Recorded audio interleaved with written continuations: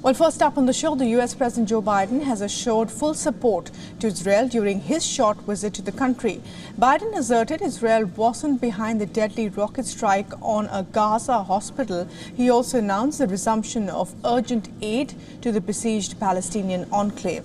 And now the British Prime Minister Rishi Sunak is also in Israel and has shown full support to Israel as well.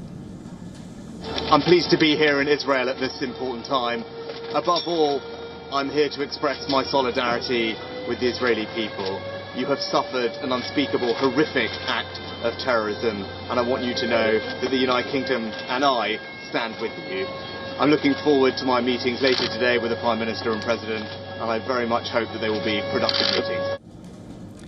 As for the Palestinian Health Ministry, 471 people were killed in the hospital strike. Israel has denied any responsibility, saying an initial investigation by them showed the strike was caused by a malfunctioning rocket fired by Palestinian militant group Islamic Jihad. Like Hamas, Islamic Jihad is proscribed as a terror organization by the United States and other Western nations. Arab countries have almost universally blamed Israel for the hospital strike. They include Egypt, Jordan, UAE among the region's few nations that have diplomatic ties with Israel. Iran's President Ibrahim Raisi predicted the end of Israel following the deadly Gaza hospital explosion. Apart from funding the Hamas, Israel's arch foe backs Hezbollah in Lebanon. The Organization for Islamic Cooperation, a 57-member bloc of Muslim-majority countries, denounced Israel's backers for granting the country impunity in this war. Continuing the conveyor of Western leaders who have visited Israel in the wake of the Hamas attack, the British Prime Minister is also in Israel. He sought a de-escalation of the conflict, but said that the UK will show full support to Israel in its war against Hamas. The US President Joe Biden is also eyeing unprecedented aid for Israel and the Palestinians in Gaza and the West Bank as part of a wider $100 billion package that includes support for Ukraine. Meanwhile, the Chinese President Xi Jinping told Egypt's Prime Minister that Beijing hoped to work with Cairo to bring more stability to West Asia.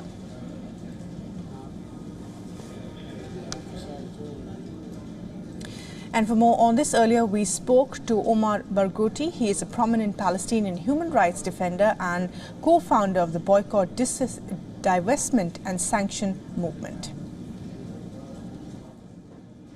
Well, it's not just a tense time, it's a time of genocide.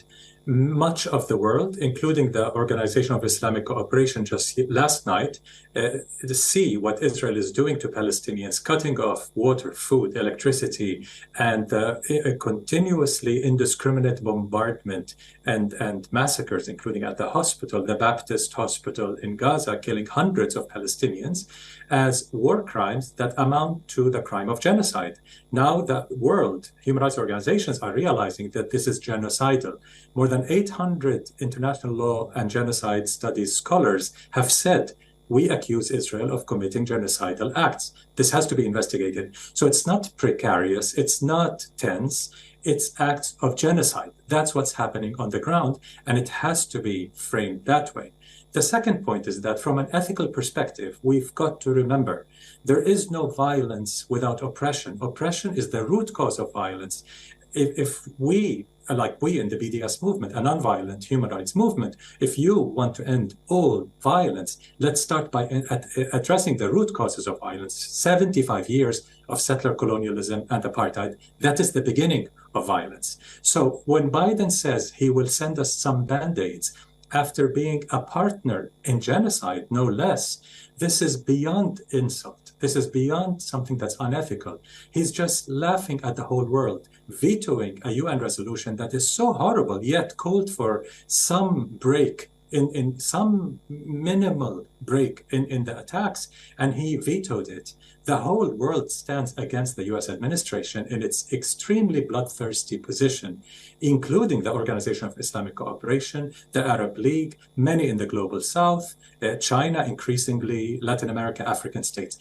And within the West, it's very important to point out yesterday, Jewish Voice for Peace in the United States 500 Jewish Americans occupied a building in Congress to call for stopping the genocide, ceasefire now, not in our name. A beautiful show of meaningful solidarity and showing that it's not us versus them as a tribal Muslims versus I don't know what. It's pro-liberation, pro-justice, pro-freedom, or those against liberation, against justice, against freedom.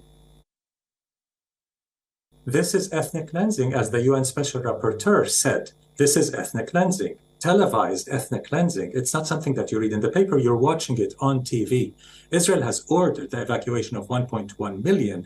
Hundreds of thousands cannot leave, possibly. And the United Nations said that it's impossible. It's a humanitarian catastrophe. That is ethnic cleansing.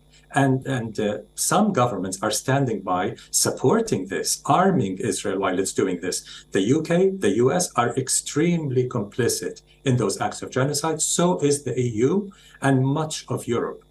So it's very, very important at this point that India steps up and joins the rest of the global South in taking a clear position. Now, the most profound moral obligation is to stop Israel's genocidal war, to stop the complicity. And silence is complicity. Equivocating between oppressor and oppressed is complicity.